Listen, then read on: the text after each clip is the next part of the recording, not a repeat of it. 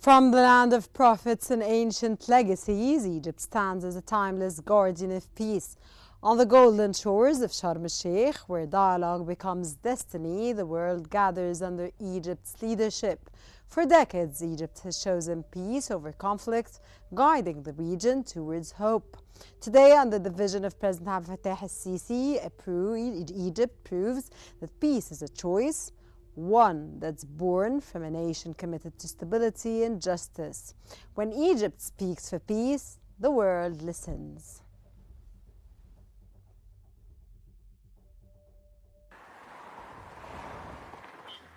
Sharm el-Sheikh, widely known as the City of Peace, has long served as a cornerstone of diplomacy and dialogue in the Middle East.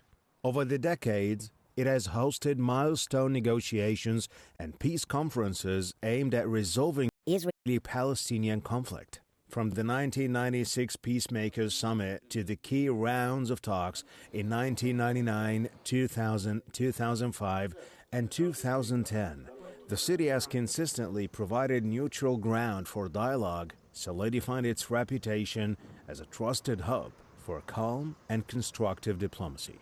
Building on this legacy, Sharm el-Sheikh is once again in the global spotlight as it hosts the Sharm el-Sheikh Peace Summit, co-chaired by Egyptian President Abdel Fattah el-Sisi and U.S. President Donald Trump. The summit gathers leaders from more than 20 nations, including major world power and regional actors, with a shared goal of ending the war in Gaza and reinforcing peace and stability across the region. The event highlights Egypt's enduring role as a mediator and Sharm el-Sheikh's position as a symbol of dialogue and reconciliation. With its history of fostering peace, the city continues to embody the spirit of diplomacy that has defined it for decades. As the world watches, Sharm el-Sheikh stands ready to reaffirm that dialogue, cooperation, and determination remain the most powerful tools for achieving lasting stability in the Middle East.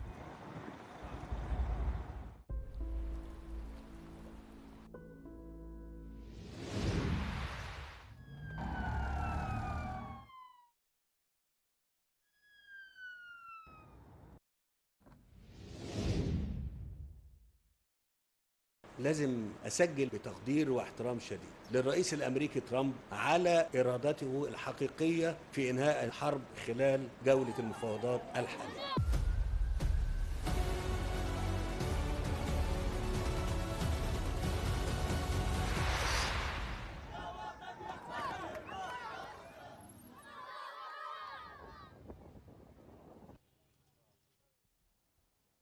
The Egyptian presidency has announced that the Sharm el-Sheikh Peace Summit will be held Monday afternoon, co-chaired by Egyptian President Abdel Fattah el-Sisi and U.S. President Donald Trump, with over 20 world leaders attending. The summit aims to end the Gaza war and launch a new era of regional peace and stability. It also follows the recent ceasefire agreement brokered in Sharm el-Sheikh under Egyptian mediation and Trump's peace plan, which includes halting hostilities, releasing detainees, and ensuring humanitarian aid flows into Gaza.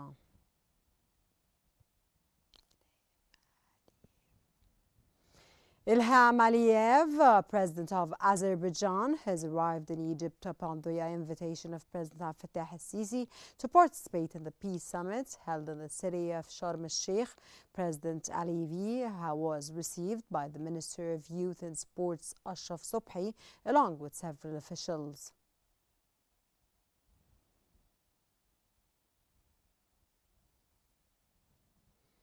Egypt has dispatched its largest humanitarian aid convoy to Gaza following the newly implemented ceasefire. Around 400 trucks carrying 9,000 tons of food, fuel, and medical supplies began moving from Rafah towards the Karam, Abu Salim, and Al Auja crossing. This is part of a broader plan to deliver up to 400 trucks daily under a new multi-crossing system coordinated with Egypt and Jordan.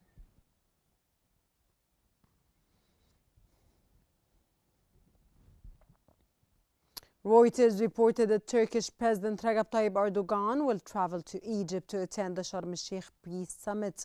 The Egyptian presidency announced that the Sharm el-Sheikh Peace Conference will be held on Monday, chaired by President Abdel Fattah el-Sisi and US President Donald Trump, aiming to achieve peace in the Middle East with the participation of 20 world leaders. Anlaşmanın sahadaki uygulamalarını takip edecek görev gücünde. The office of British Prime Minister Keir Starmer stated that Prime Minister will travel to Egypt to attend the Sharm el-Sheikh Peace Summit, where leaders are expected to sign an agreement brokered by Egypt and the United States and Qatar. Starmer is expected to call for continued international coordination to implement the next phase, which includes deploying a mission to monitor the ceasefire and forming a transitional government in Gaza. The living bridge between our two countries, a bridge between people and spirit, Prime Minister. I want to express my deepest sympathies to all the victims of the Air India crash earlier. For further analysis, we're joined from Cairo by international relations expert Ismail Turki. Welcome to Qnews, sir, and it's a pleasure to have you with us. Sir, how has Egypt's diplomatic approach and historical position in the region enabled it to successfully convene a diverse group of global leaders, including major powers like the United States, to address the Gaza conflict?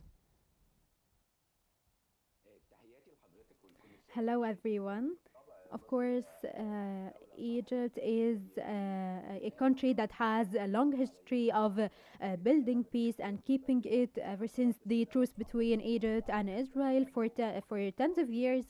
Egypt has kept its end of the deal and has been always insistent on having a diplomatic path that we cannot have military solutions to resolve the issues in the region, and also with the Israeli aggressions that has been happening in Gaza for 2 years. And Egypt has been trying to convene the Arab countries and to have some unity between the countries to deliver aid and to stop the war, to save the Palestinians and to stop the forced displacement. And so finally they have been successful after Israel has crossed all the red lines with their aggression on the Gaza Strip, and with over 67,000 killed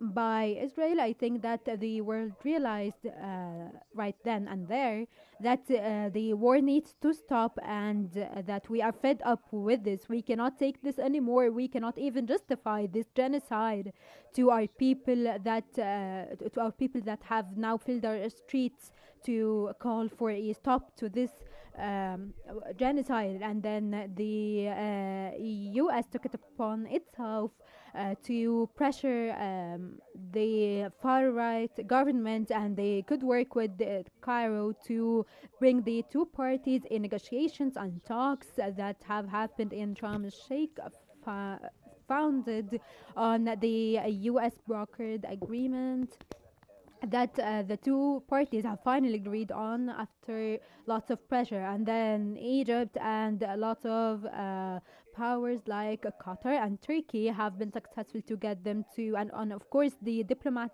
US diplomatic team, they put so much effort, and they could finally reach an agreement to reach a ceasefire, deliver humanitarian aid, and to have the occupation forces withdraw to the agreed upon lines. And then President El-Sisi's call for or invitation to US President Donald Trump to come to the city of peace, Sharm el-Sheikh, to see or attend the agreement, the ceasefire agreement, so that it is some kind of guarantee and support from the US. And this was such a huge deal with the US's approval. And then President Donald Trump decided that he will go to the city of peace, and then everyone now is looking at this peacemaking city. And so through Egyptian and US efforts, we could change this event to international summit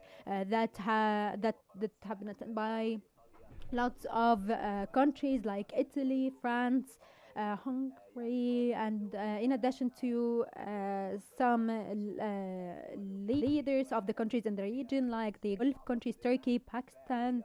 And so I think it is a very important summit. It is not just about a ceasefire or signing to a ceasefire, but it is a historic event that we can have as the foundation from where we will start working towards the reconstruction and stopping the war fully on Gaza. So all of this was like could happen in the urgent summit in Cairo that was on March 4th, and also we can have here a huge breakthrough and to work with the international. Sir, got your point. I got your point. How does Egypt's leadership at the Sharm el-Sheikh summit reinforce its role as a regional power broker, and what implications does this have for its future diplomatic and security strategy in the Middle East?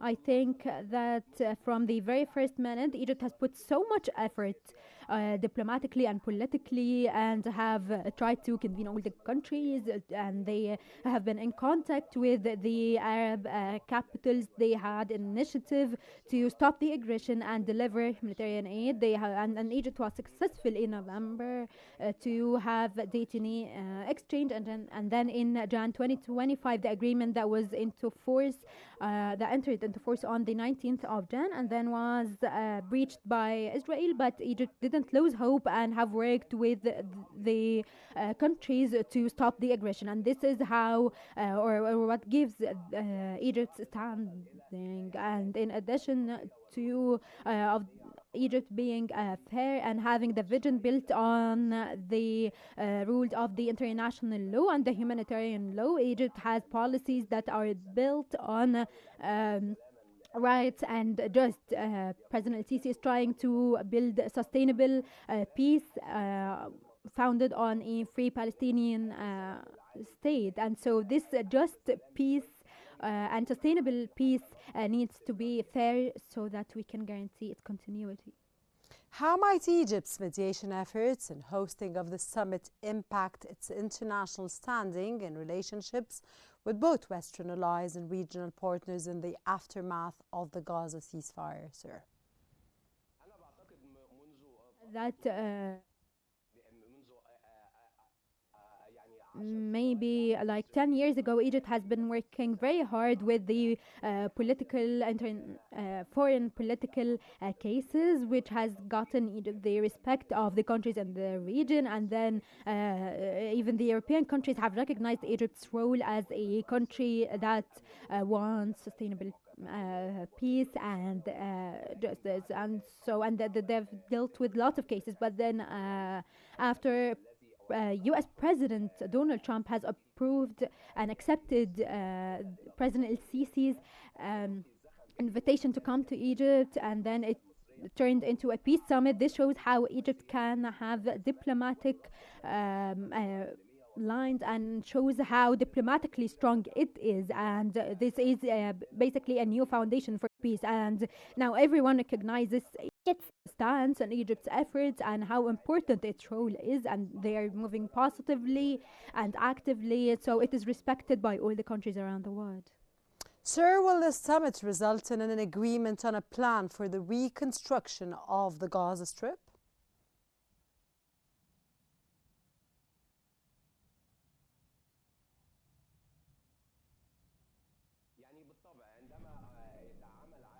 Of course, when the world supported a ceasefire, they were agreeing also to change the humanitarian situation that cannot be bad in Gaza. And there is an Egyptian plan that has been implemented in the Arab countries and internationally to reconstruct without displacing the civilians. And Egypt has tried to have this supported by all the sides and the European countries. This is what the European leaders have confirmed that will be attending tomorrow. And so this will have so much support, and they will start working on they will start working on reconstructing the strip and to get them ready to face the challenges. After the world supported a ceasefire, they also supported the reconstruction process and delivering humanitarian aid. And then Egypt listened, and they started sending lots of trucks full of humanitarian aid, and then also started with the reconstruction of the infrastructure. And then they started to get some places working to face the risks in this trip. And so I think there is a huge support for the Egyptian vision for a reconstruction, and there is an active involvement from the Arab countries, and they can make a difference. And then also with the UN and European support, also this is they are offering unconditional support. They felt like 2 years of genocide. They have realized that that they cannot let them keep on destroying the strip, and that they need to intervene and stop the genocide. That was Ismail Turki, international relations expert from Cairo. Thank you very much for joining us on Qnews and for your insights, sir. The British newspaper The Guardian reported that President Abdel Fattah al-Sisi and US President Donald Trump will co-chair the Sharm el-Sheikh Peace Summit on Gaza alongside a number of world leaders in Sharm el-Sheikh on Monday. The summit aims to end the war in the Gaza Strip, strengthen efforts to achieve peace and stability in the Middle East, and usher in a new era of regional security and stability.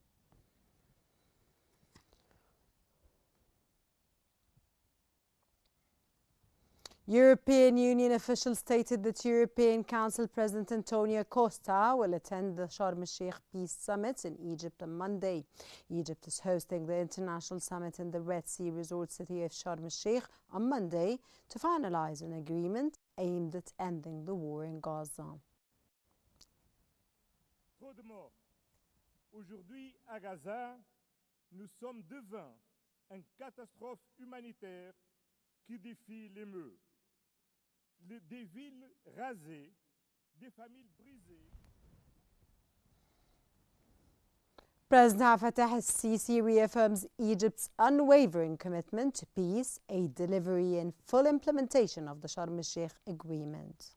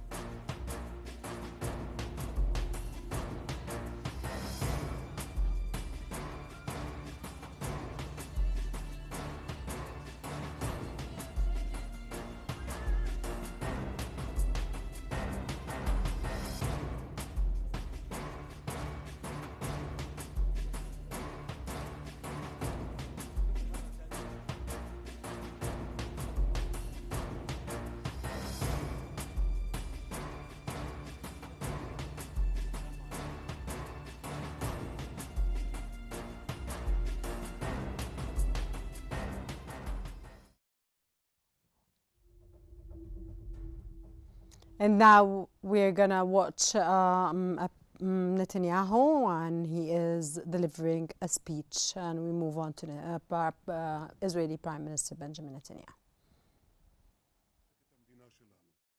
יחד נמשיך לנצח, ובעזרת השם, יחד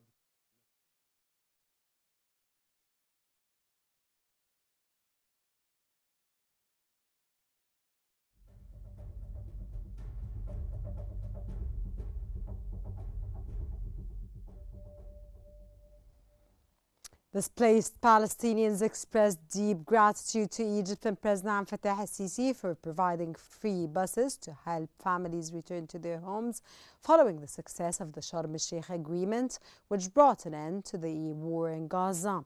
The Egyptian Relief Committee for Gaza allocated dozens of trucks and buses to transport families who had fled their homes in northern Gaza during the war to shelter areas in the south as part of Egypt's continuous efforts to restore normal life in the Strip. Palestinian families praised Egypt's steadfast humanitarian and political support, describing the initiative as a lifeline during a critical time, especially as transportation costs them become unaffordable had most displaced families. Members of the Egyptian committee confirmed that the operation was carried out under direct instructions from President Fattah al-Sisi, reaffirming Egypt's ongoing commitment to supporting the Palestinian people and easing the humanitarian burden caused by the conflict. They added that the humanitarian convoys included hundreds of equipped vehicles, ensuring the safe return of families to their homes. This initiative comes as part of Egypt's intensified efforts to implement the Gaza ceasefire agreement, stabilize the situation, and prepare for the launch of reconstruction and recovery efforts in the war-torn enclave.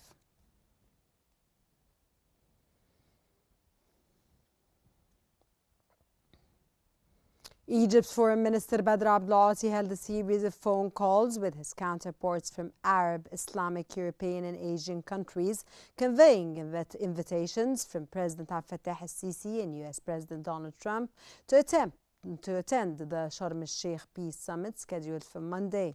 During the calls, Minister Abdulati discussed the substantive preparations for the summit, describing it as a historic milestone designed to end the conflict in Gaza and launch a new chapter of peace and security in the region. The discussions focused on ways to alleviate the suffering of the Palestinian people in line with President Trump's peace vision and his efforts to achieve lasting stability in the Middle East and resolve global conflicts. Abdulati also spoke with U.S. Secretary of State Marco Rubio, reviewing the final arrangements of the summit, which will be co-chaired by Egypt and the United States.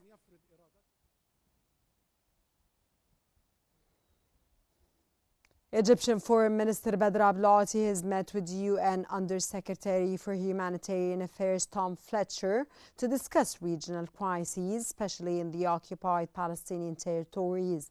Abdulati reaffirmed Egypt's full support for the UN humanitarian coordination efforts and reviewed progress in implementing the first phase of the Gaza ceasefire, emphasizing the need to expand aid delivery amid dire conditions.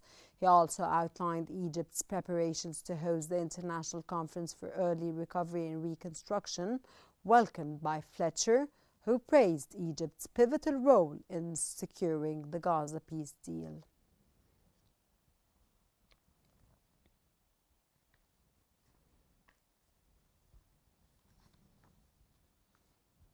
Egypt's decisive mediation and logistical leadership mark the first tangible steps towards Gaza's post-war recovery. Since the ceasefire came into effect, hundreds of aid trucks laden with food, medicine, and humanitarian supplies have entered Gaza through the Rafah border crossing, with daily convoys coordinated under United Nations oversight. These sources emphasize that Egypt's logistical contributions have played a central role in delivering relief to the Gaza Strip beleaguered population. Reports confirm that parts of Gaza have begun receiving intermittent power restored under the truce's provisions, allowing limited electricity to vital facilities and households. The re-energizing of the network is a key indicator of the agreement's early impact on civilian life. Comes as thousands of displaced Gazans have begun returning to their home neighborhoods in the north, walking across reopened corridors as security is maintained under the ceasefire framework. The return flows are described as cautious and gradual, with preliminary assessments underway of damages to infrastructure and housing. Egypt has been credited for its pivotal mediating role in brokering the ceasefire and supervising the early operational phase. That comes as Cairo is the primary regional enabler of the agreement, as Egyptian diplomatic, security, and logistical assets were indispensable to achieving consensus and facilitating implementation.